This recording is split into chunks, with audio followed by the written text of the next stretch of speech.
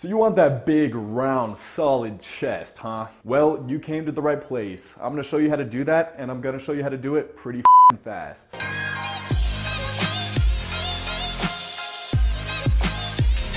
Alright, so when I talk about this kind of stuff, I always have to mention right off the bat that one of the most important things is body fat. You want to have a relatively low body fat. You're not really going to have a nice looking chest if you're 30-40% body fat, so you really need to work to get under 20% body fat if that's the category that you're in at this point. And like I've mentioned in other videos, some ways of doing this are, good old-fashioned cardio. I like jump roping, doing jump roping for 20-30 minutes, 2 or 3 days a week, as well as eating clean, whole foods, lots of proteins, healthy, complex carbs, and low, but a healthy serving of fats. I'm gonna do a video on that in the future, but I think most of you kind of get the point. So I think you want to know the 3 exercises that are gonna give you that big, round, Greek god-looking chest. So let's get right into that. Psst, this is the big secret for you guys.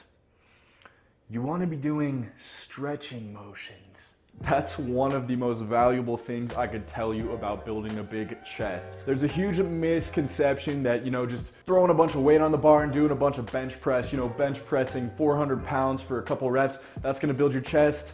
Wrong. You want to be doing exercises that are not only filling your muscles with blood, but as well as stretching those muscle fibers apart, so you're hitting it from multiple different angles, right? For instance, if you're just doing bench press, right, you're getting blood flowing in there, you're being active, right? But you're not doing any of this motion. When you do this motion, you're stretching those muscle fibers apart, allowing more blood to enter, making them expand even more. And when they expand and tear apart more, they're gonna grow back bigger and stronger. It's like scar tissue, guys. Have you ever burned yourself or cut yourself and the scar grows back stronger than the skin surrounding it?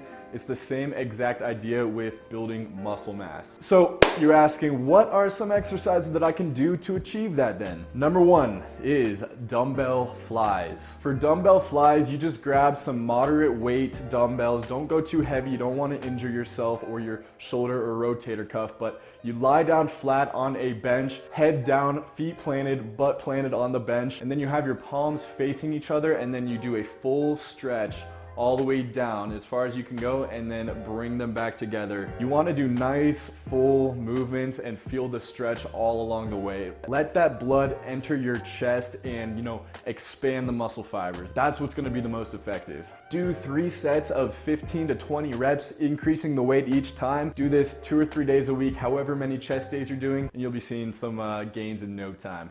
Exercise number 2 is called cable crossovers. For cable crossovers, you need the pulley system machine. You need to set the handles at one of the higher notches, probably not all the way at the top, but that just depends on your height. Then you want to take a step in front of the machine to get that stretch back. Then you start from the top and bring the handles down and touch your palms together below your chest. You want to hold it at the bottom for a second to really exhaust your muscles, and then slowly stretch all the way back up to the top. Do 3 sets of 20, increasing the weight each time, and you'll definitely be feeling the burn the next day. And the 3rd exercise that I recommend for you guys is push-ups. But it's not the traditional push-ups you're used to. It's actually alternating push-ups. How you do this is you start in a push-up position, then you put your body weight down to one side, go up, and then down to the other side. If you're not able to do this movement at first, start with your hands on an incline. Maybe put them on a bench or something like that, and then go to one side and then the other. So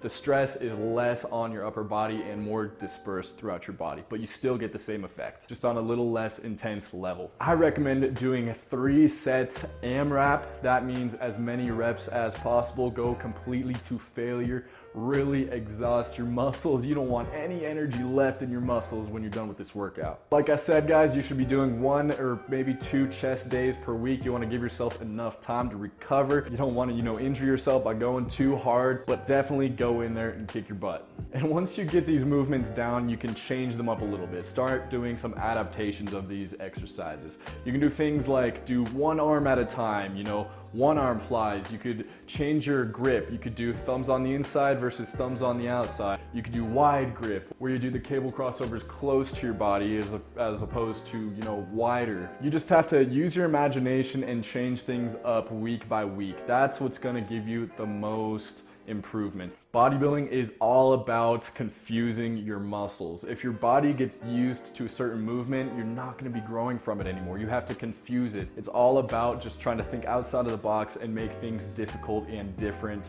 on your muscles. So that's gonna do it, guys. I hope you enjoyed the video. Try these out. Let me know if there's any other topics you want me to cover, any other body parts you want me to tackle, and I'm happy to do it. As always, thanks for stopping by. If you haven't already, subscribe, turn the post notifications on, and until next time, peace out.